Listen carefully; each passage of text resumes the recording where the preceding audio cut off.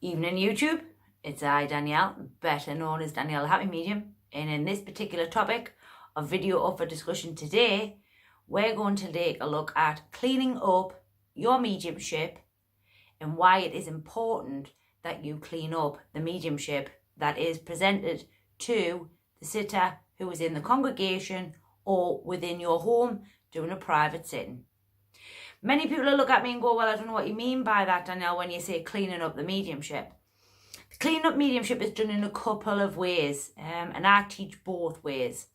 One particular aspect that I do is working the know, which if you have been with the YouTube channel this week, you will have seen the video that went up on Monday, which was about working a no and cleaning a no up and turning it from a no to a yes.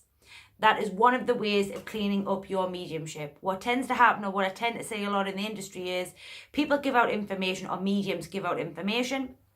The information can't be taken, and the people just drop that information and keep moving, which means that that bit of information is left and nobody really knows, including the sitter, why that bit of information was brought to the forefront. Now, the spirit world are quite intelligent people, a lot more intelligent than we are, and therefore they know why it is that they're given the information that is given. And ultimately, it is not a medium's job to really get involved, but it is a medium's job to make sure that the sitter in front of them knows exactly what it is that their loved one is trying to tell them.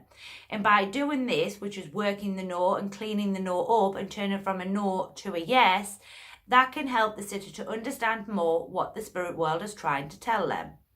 The other way is to clean your mediumship up, which is to give evidence, but then prove where that evidence is, even if the sitter in front of you does not know where that information is. What I mean by this is your dad would tell me that there is a birth certificate down here that belonged to his Auntie Josie, and it is in a drawer, in a room, in a house, which is number 15, which belongs to a lady of the family here.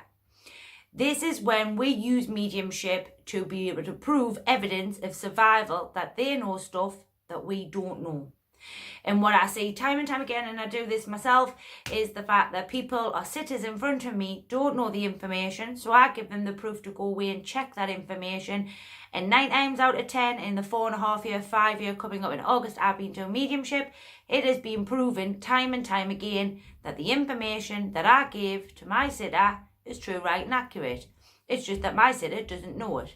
Now, I'm not saying that your whole message should be completely, you need to check here, you need to check there. That's not what I'm saying at all. But it is always important as a medium, or any Buddha medium out there, is to make sure that your mediumship is clean and tidy, and making sure that it's presented in a proper way. Because mediumship thrown out, bits here, bits there, a bit sporadic, a bit sort of off the cuff, we're not quite sure what mum means by this or dad means by that. Well, if